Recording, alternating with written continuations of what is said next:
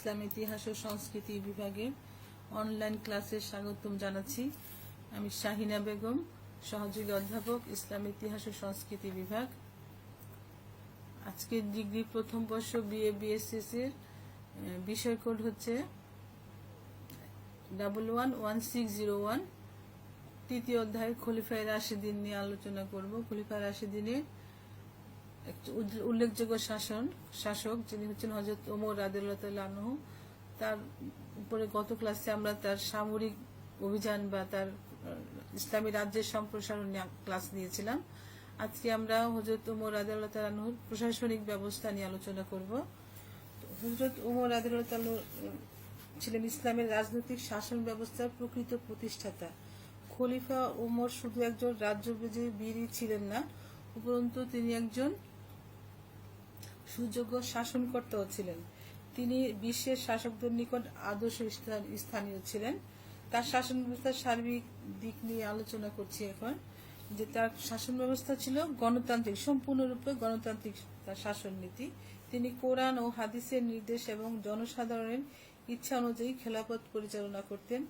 তার শাসনে আইনের চোখে সবাই সমান ছিল। তার মতে আইনের চোখে খলিফা ছিলেন জনসাধারণের একজন এবং তার মতো সমান মর্যাদা ও সমান সুযোগ সুবিধার অধিকারী। সরকারের কার্যাদি সমালোচনা করতে হযরত ওমর রাদিয়াল্লাহু তাআলা আনহু জনসাধারণকে উৎসাহিত করতেন। হযরত ওমর রাদিয়াল্লাহু তাআলা আনহুর গণতান্ত্রিক শাসন ব্যবস্থার প্রধান বৈশিষ্ট্য ছিল মজলিস উস শুরা। খলিফা ওমর জনসাধারণের ইচ্ছা অনুযায়ী শাসন কার্য পরিচালনার জন্য একটি উচ্চ ক্ষমতাসম্পন্ন মন্ত্রণা পরিষদ গঠন করেন, যা মজলিস উস শুরা নামে পরিচিত। শুরা আরবি শব্দ, এর অর্থ হচ্ছে পরামর্শ। হযরত আবু বকর রাদিয়াল্লাহু তাআলা আমল এটা চালু থাকলেও ওমর রাদিয়াল্লাহু তাআলার সময় এই ব্যবস্থা আরো উন্নত রূপ দেন। তিনি ঘোষণা করেন যে পরামর্শ ব্যতীত খেলাফত চলতে পারে না। মজলিসুস শুরা ছিল রাষ্ট্রের প্রশাসনিক চাবিকাঠি। এই পরিষদ আবার দুভাগে বিভক্ত ছিল, মজলিসুস আস ও মজলিসুস আম। মজলিসুস আম হচ্ছে সাধারণ পরিষদ। হযরত মুহাম্মদ সাল্লাল্লাহু আলাইহি ওয়াসাল্লামের বিচক্ষণ ও বয়োজ্যেষ্ঠ সাহাবী, আনসার, মুহাজির, মদিনার বিশিষ্ট নাগরিকবৃন্দ এবং বেদুইন সর্দারদের নিয়ে মজলিসুস আম গঠিত হতো। মদিনার মসজিদের অধিবেশন বসত। রাষ্ট্রের দৈনন্দিন কার্যাদি সংক্রান্ত এই পরিষদের সিদ্ধান্ত নেওয়া হতো। মজলিসুস খাস হচ্ছে বিশেষ পরিষদ। হযরত ওসমান রাদিয়াল্লাহু তাআলা আনহু, হযরত আলী, তালহা, জুবাইর, আব্দুর রহমান বিন আউফ, জায়েদ বিন সাবিত, মুয়াজ বিন জাবাল, উবাই বিন কাব সহ বিশিষ্ট সাহাবীগণ এই পরিষদের সদস্য ছিলেন। রাষ্ট্রের যে কোনো গুরুত্বপূর্ণ কাজ বা সংকটপূর্ণ মুহূর্তে জরুরি অবস্থায় খলিফায়ে মজলিসের পরামর্শ নিতেন। সৈনিক ও অন্যান্য কর্মচারীদের বেতন নির্ধারণ, বিচারক, প্রাদেশিক কর্মকর্তাদের নিয়োগ বদলি, শাস্তি, যুদ্ধ, সন্ধি, ব্যবসা বাণিজ্য ইত্যাদি বিষয়ে খলিফা তাদের সাথে পরামর্শ করতেন। মজলিসের মূল ভিত্তি ছিল কোরআন শরীফের এবং আরব জাতীয়তাবাদী নীতি, যেটা বলা যায় যে আরববাসীর জাতীয় বৈশিষ্ট্য, বিশুদ্ধতা, সামরিক প্রাধান্য ও আভিজাত্য বজায় রাখার জন্য তিনি রাষ্ট্রীয় নীতি গ্রহণ করেন। আরবদের কৃষ্টি, কালচার, ধ্যান ধারণা, অনৈতিকতা থেকে আরবদের রক্ষা করে গোটা বিশ্বে আরবদের আদর্শ স্থানীয় হিসেবে তুলে ধরতে চেয়েছেন। এই জন্য তিনি আরবের বাইরে আরবদের জন্য জমি ক্রয় ও বসবাস নিষিদ্ধ করেন। তিনি আরব সেনাদের সামরিক সেনানিবাসে অবস্থানের নির্দেশ দেন। আধুনিক বিশ্বে বেসামরিকদের সাথে সামরিক বাহিনীর অবাধ মেলামেশার বিধিনিষেধের গুরুত্ব হযরত ওমর রাদিয়াল্লাহু তাআলা অনেক আগেই অনুধাবন করেন। খলিফা ওমর শাসন ব্যবস্থাকে বিকেন্দ্রীকরণের জন্য সমগ্র সাম্রাজ্যকে 14টি প্রদেশে বিভক্ত করেন। সেই প্রদেশগুলো হচ্ছে মক্কা, মদিনা, সিরিয়া, আল বসরা, আল জাজিরা, আল কুফা, মিশর,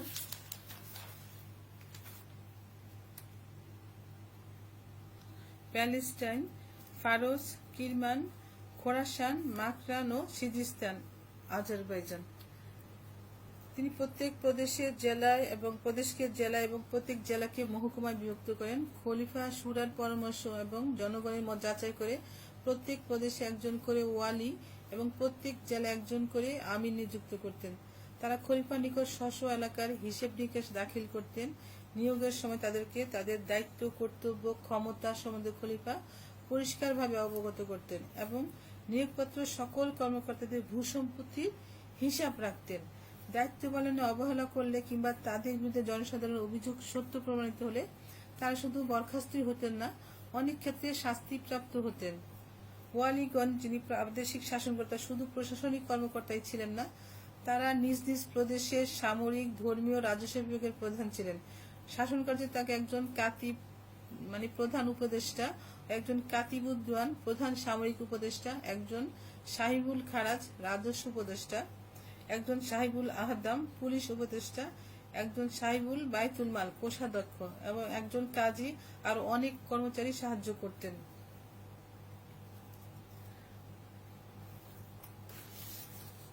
প্রাদেশিক কর্মকর্তাদেরকে মাঠ পর্যায়ে তথ্য সংগ্রহের জন্য হযরত ওমর রাদিয়াল্লাহু আনহু গুপ্তচর প্রথা চালু করেন।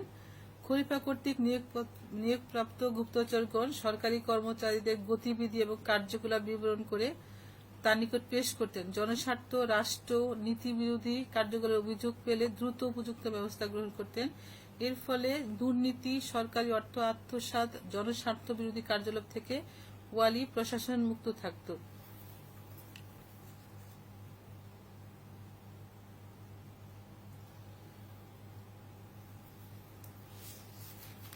দিওয়ান বা রাজস্ব প্রশাসন।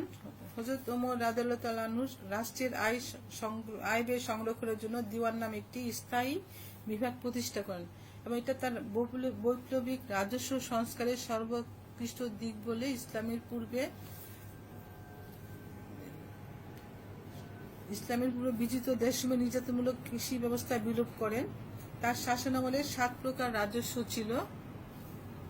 সেগুলো হলো জাকাত দরিদ্র কর, জিজিয়া হচ্ছে নিরাপত্তামূলক সামরিক কর, গানিমা হচ্ছে যুদ্ধলব্ধ দ্রব্যাদি, খারাজ হচ্ছে ভূমি কর, আলফি হচ্ছে রাষ্ট্রের খাস জমির আয়, উসর হচ্ছে বাণিজ্যিক দ্রব্যাদি থেকে আদায়কৃত কর।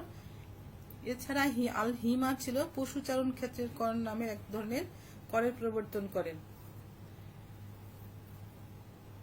রাষ্ট্রের ব্যয় নির্বাহের জন্য বিভিন্ন খাত ছিল, যেমন প্রথমত গরিব, দুঃখী, কর আদায়কারী, দাস মুক্তি, ঋণ মোচন, আল্লাহর পথে পথিক ও মুসাফিরদের জন্য ব্যয় হতো। দ্বিতীয়ত বেসামরিক খাতে, তৃতীয়ত সামরিক খাতে, চতুর্থত অনাথ বেওয়ারিশ শিশু পালনে, পঞ্চমত দুস্থদের লালন পালন এবং ষষ্ঠত জনহিতকর কার্যে। এই 6 খাতে তার প্রশাসনের ব্যয় নির্বাহ করা হতো।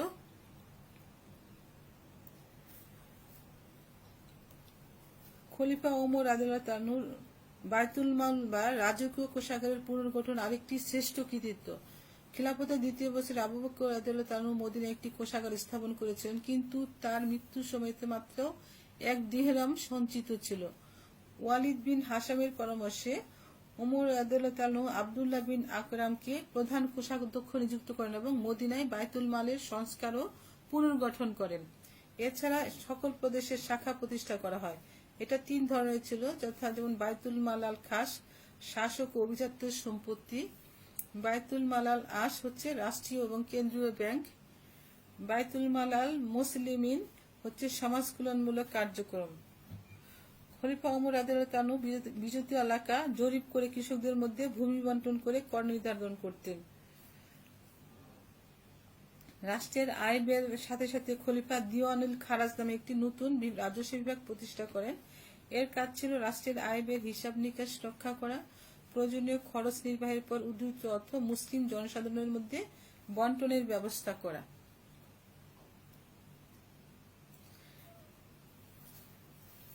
বিচার বিভাগ। সুষ্ঠু, ন্যায় ও নিরপেক্ষ বিচার প্রতিষ্ঠার জন্য হযরত ওমর রাদিয়াল্লাহু তাআলা আনহু বিচার বিভাগকে সর্বপ্রথম নির্বাহী বিভাগ থেকে পৃথক করেন। কাজীগণ সততা ও নিরপেক্ষতার সাথে কোরআন, হাদিস, ইজমা, কিয়াসের ভিত্তিতে বিচার প্রক্রিয়া পরিচালনা করতেন। কাজীকে পূর্ণবয়স্ক পুরুষ, মুসলিম, সুস্থ মস্তিষ্ক, স্বাধীন, সচ্চরিত্র, দৃষ্টিশক্তি ও পূর্ণ শ্রবণ শক্তি সম্পন্ন হতে হতো। এছাড়া তাদের মূল যোগ্যতা ছিল কোরআন ও হাদিসে পাণ্ডিত্য এবং ইজমা সম্পর্কে পারদর্শিতা, কাজীর যোগ্যতা। আর কাজীর দায়িত্ব কর্তব্যের মধ্যে ছিল বিবাদ নিষ্পত্তি করা, বাদী বিবাদীর অধিকার পুনঃপ্রতিষ্ঠিত করা, ওয়াকফ সম্পত্তির তত্ত্বাবধান করা, ওসিয়ত কার্যকরী করা, বিধবা বিবাহে উৎসাহিত বন্দোবস্ত করা, নির্ধারিত শাস্তি প্রদান করা, অনৈতিকার দখলে উচ্ছেদ সাধন করা এবং দুর্বলকে সবলের হাত থেকে রক্ষা করা। মসজিদকে বিচারালয় হিসেবে ব্যবহার করা হতো। বিচারের দিন বাদী বিবাদী এবং সাধারণ দর্শক উপস্থিত থাকতো। বাদী এবং বিবাদীকে আইন সম্বন্ধে পরামর্শ দেওয়ার জন্য মুফতি নিয়োগের ব্যবস্থা করেন। মুফতিগণ কোনো ফি নিতে পারতেন না। হযরত ওমর রাদিয়াল্লাহু তাআলার কারাগারকে দোষীকে কারারুদ্ধ করার জন্য সর্বপ্রথম কারাগারের ব্যবস্থা করেন।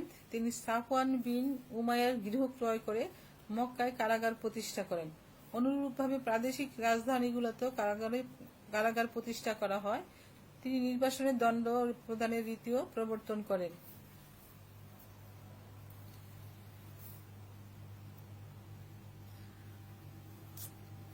সামরিক বিভাগ। হযরত ওমর রাদিয়াল্লাহু ছিলেন বিশ্বের প্রথম শাসক যিনি সকল নাগরিকের প্রতিপালনের দায়িত্ব যেমন রাষ্ট্রের উপর ন্যস্ত করেন, তেমনি রাষ্ট্র রক্ষার দায়িত্ব সকল নাগরিকের জন্য অপরিহার্য করেন। প্রয়োজনের সময় সকল প্রাপ্তবয়স্ক মুসলমানদের জন্য সামরিক বাহিনীতে যোগদান বাধ্যতামূলক ছিল। সামরিক জেলা। আইন শৃঙ্খলার স্থিতিশীলতা রক্ষা, দেশজয় ইত্যাদি কারণে হযরত ওমর রাদিয়াল্লাহু আনহু সমগ্র সাম্রাজ্যকে 9টি জুন্দ বা সামরিক জেলায় বিভক্ত করেন। জুন্দগুলি হচ্ছে মক্কা, মদিনা, কুফা, বসরা, আমুল, ফুস্তাত, মিশর, দামেস্ক, হিমস এবং প্যালেস্টাইন। প্রত্যেক সামরিক জেলায় 4000 অশ্বারোহী সৈন্য মজুদ থাকত। জুন ছাড়াও প্রধান শহর, সীমান্ত এলাকা এবং উপকূলবর্তী গুরুত্বপূর্ণ স্থানে সামরিক চৌকি প্রতিষ্ঠিত ছিল। পশুচারণ ক্ষেত্র, সৈনিকের জন্য খাদ্য এবং যুদ্ধের জন্য যাবতীয় সরঞ্জাম মজুদ থাকত। ইরাফা ছিল বেতন ও নিয়ন্ত্রণের সুবিধার জন্য জুন্দে অবস্থিত সৈন্যদলকে ক্ষুদ্র ক্ষুদ্র দলে বিভক্ত করা হতো। এক একটি দলকে ইরাফা বলা হয়। প্রথম দিকে 10 জনের ইরাফা এবং পরে কাদেসিয়ার যুদ্ধের সময় 43 জনের একটি ইরাফা গঠিত হয়। প্রত্যেকটি ইরাফায় মহিলা ও শিশুর সংখ্যা ছিল অনুরূপ। প্রতিটি ইরাফার ব্যয় বরাদ্দ ছিল 1,00,000 দিরহাম। ইরাফা প্রধানকে আমিরুল আশরাফ এবং প্রতি একজনকে কায়েদ এবং প্রতি 10 জন কায়েদের উপর একজন আমির বা সেনাপতি নিযুক্ত থাকতেন। সৈন্যদের কার্যকরতার দিক থেকে সেনাবাহিনীকে প্রধানত 6 ভাগে ভাগ করা হয়, যেমন পদাতিক, অশ্বারোহী, তীরন্দাজ, স্কাউট, রিয়ার স্কাউট এবং গিলমান মানে সার্ভিস গ্রুপ। সেনাবাহিনীকে নিয়মিত এবং অনিয়মিত এই 2 ভাগে ভাগ করা হয়েছিল, বিভক্ত ছিল। নিয়মিত সৈন্যগণ ব্যারাকে অবস্থান করত এবং নিয়মিত বেতন পেত। অনিয়মিত সৈন্যগণ স্বেচ্ছাসেবক হিসেবে সামরিক শিক্ষা দেওয়া হতো। প্রয়োজনের সময় তারা যুদ্ধে যোগদান করত। তাদের বেতন তুলনামূলক কম ছিল। সৈনিকদের বেতন প্রদানের জন্য আল আরিফ উপাধিকারী একজন কর্মচারী নিযুক্ত থাকতেন। প্রথম দিকে সৈন্যরা বাৎসরিক 200 দিরহাম এবং পরে 300 দিরহাম বেতন দেওয়া হতো। বেতন ছাড়া একজন সৈনিক গানিমাতের অংশ, খাদ্য, বস্ত্র, পারিবারিক ভাতা পেত। সার্বশেকুল একজন সৈনিক গড়ে 6000 দিরহাম এবং একজন সামরিক অফিসার 7000 থেকে 10,000 দিরহাম বেতন ভাতা পেতেন। অশ্বারোহী সৈনিকদের দ্বিগুণ বেতন ভাতা দিয়ে পেতেন। রসদ ও আহারা বিভাগ। রসদ বিভাগে জুন্দ নিয়মিত সেবাদান করতে পারত না, এজন্য আহারা নামক একটি পৃথক প্রতিষ্ঠান করা হয়। সেখানে সৈনিকদের রেশন গচ্ছিত থাকত এবং প্রতি মাসে জুন্দে প্রেরিত হতো। রেশন হিসেবে একজন সৈনিক পেতেন 1 পণ 10 সের শস্য, 12 সের অলিভ অয়েল, 12 সের সিরকা। এছাড়া সৈনিকদের সুই, তুলা, কাঁচি, খাদ্যদ্রব্য, ব্যাগ, চালন ইত্যাদি দেওয়া হতো। প্রত্যেক সেনাদলে থাকত একজন খাজানজি, একজন হিসাব নির্বাহী, একজন কাজী, কয়েকজন দোবাসী, কয়েকজন ডাক্তার, অস্ত্রোপচারের অভিজ্ঞ চিকিৎসক এবং রসদ বিভাগের প্রথম অফিসার ছিলেন আমর বিন উতবা। তাহলে দেখা যাচ্ছে যে ওমরের যে সামরিক বিভাগ সেটা আধুনিক সামরিক বিভাগের সমতুল্য। পুলিশ ও অপরাধ বিভাগ। আধুনিক যুগের পুলিশ বিভাগের অনুরূপ একটি বিভাগ প্রতিষ্ঠা করেছিলেন হযরত ওমর রাদিয়াল্লাহু তাআলা। এর নাম ছিল দিওয়ান আল আহাদাত। এর অফিস প্রধান ছিলেন শাহিদুল আহাদাত। এর বিভিন্ন কর্মচারীদের দেশের অবৈধ সম্পত্তি বাজেয়াপ্তকরণ, ওজন পরীক্ষাকরণ, মাদক বিক্রি বন্ধকরণ, চুরি ডাকাতি নিবারণ ইত্যাদি কাজে নিযুক্ত থাকতেন। অপরাধীদের শাস্তি বিধানের জন্য হযরত ওমর রাদিয়াল্লাহু তাআলা কারাগার নির্মাণ করেছেন।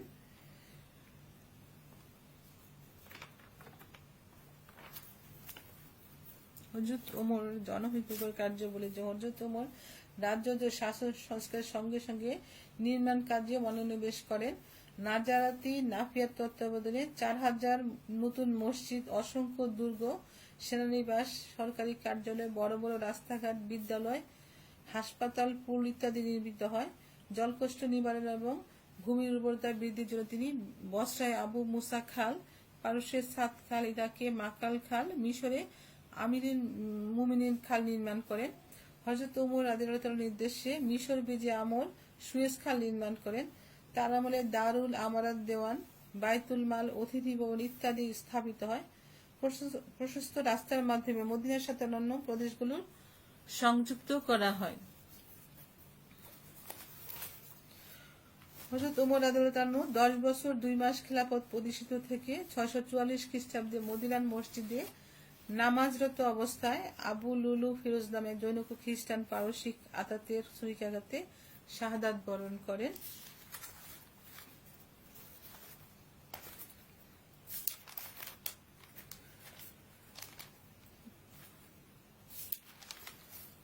পরিশেষে বলতে পারি যে হযরত ওমর ছিলেন বহুমুখী মৌলিক গুণের অধিকারী, শ্রেষ্ঠ শাসক, বিচারক, ন্যায়পরায়ণ শাসক, সমরবিদ, দক্ষ প্রশাসক ইত্যাদি গুণে তাকে অভিহিত করা যায়। তার রাজস্ব, সামরিক, প্রশাসনিক ব্যবস্থা অত্যন্ত উৎকৃষ্ট ও উন্নত ধরনের ছিল। তিনি শুধু একজন রাজ্য বিজেতা ছিলেন না, তিনি একজন সর্বযুগের সর্বশ্রেষ্ঠ শাসক এবং নিরঙ্কুশ সাফল্যের অধিকারী ছিলেন এবং তিনি জাতীয় নেতাদের অন্যতম ছিলেন। হযরত ওমর সম্পর্কে উইলিয়াম মুরের একটি উক্তি বিশেষভাবে এখানে উল্লেখযোগ্য। হযরত ঐতিহাসিক উইলিয়াম মুর বলেছেন, অর্থাৎ হযরত ওমর রাদিয়াল্লাহু তাআলার জীবন রচিত 2-4 কথা এঁকে দেওয়া যায়। প্রকৃত সরলতা ও কর্তব্যপরায়ণতা তার জীবন আদর্শ ছিল এবং ন্যায়পরায়ণতা ও একাগ্রতা তার শাসন নীতির মূল নীতি বা বৈশিষ্ট্য ছিল। পি.কে. হিকটি বলেছেন যে শুনেছি তার একটি মাত্র জামা ছিল এবং একটি মাত্র আলমারি ছিল, দুটি ছিল বহুবার সেলাই করা। তাহলে এই যে ওমর রাদিয়াল্লাহু তাআলা আমরা নিয়ে আলোচনা করলাম, তাহলে দেখা যায় তার জীবন, তার পরিচালনা, প্রতিটা কাজে তিনি সবসময় জনগণের কল্যাণ তিনি চিন্তা করতেন এবং তিনি নিজে জনসাধারণকে প্রজাদের অবস্থা দেখার জন্য রাতে ছদ্মবেশে ঘুরে বেড়াতেন। নিজে আটার বস্তা বহন করে নিয়েও গিয়েছিলেন তার প্রজাদের জন্য। তার মানে তার পুরা সবসময় তার ধ্যান জ্ঞান ছিল যে কিভাবে প্রজাদেরকে কল্যাণ করা যায়, কিভাবে প্রজাদেরকে ভালো রাখা যায়। তাহলে আজকে আমরা এই পর্যন্ত, এখানে আমাদের যে প্রশ্ন থাকে হযরত ওমর রাদিয়াল্লাহু তাআলার প্রশাসনিক ব্যবস্থা আলোচনা করো। এখানে তার যে বিভিন্ন ব্যবস্থা আছে তার মধ্যে মজলিস শুরা আছে। মজলিস শুরা বলতে কি বোঝে, এগুলো যে সংক্ষিপ্ত প্রশ্ন আসতে পারে। তারপর তার যে পুলিশ বিভাগ বা তিনি যে সেনা বিভাগীয় সংস্কার করেছেন, এগুলো একটু খুব ভালো করে মনোযোগ দিয়ে পড়বে এবং এটা খুবই ঠিক মতো লিখতে পারলে পরীক্ষায় খুব ভালো নাম্বার আসে। তো সবাই ভালো থাকো। আগামী ক্লাসে আবার নতুন আরেকটা টপিক নিয়ে আলোচনা করব। সবাইকে অনেক ধন্যবাদ। আল্লাহ হাফেজ।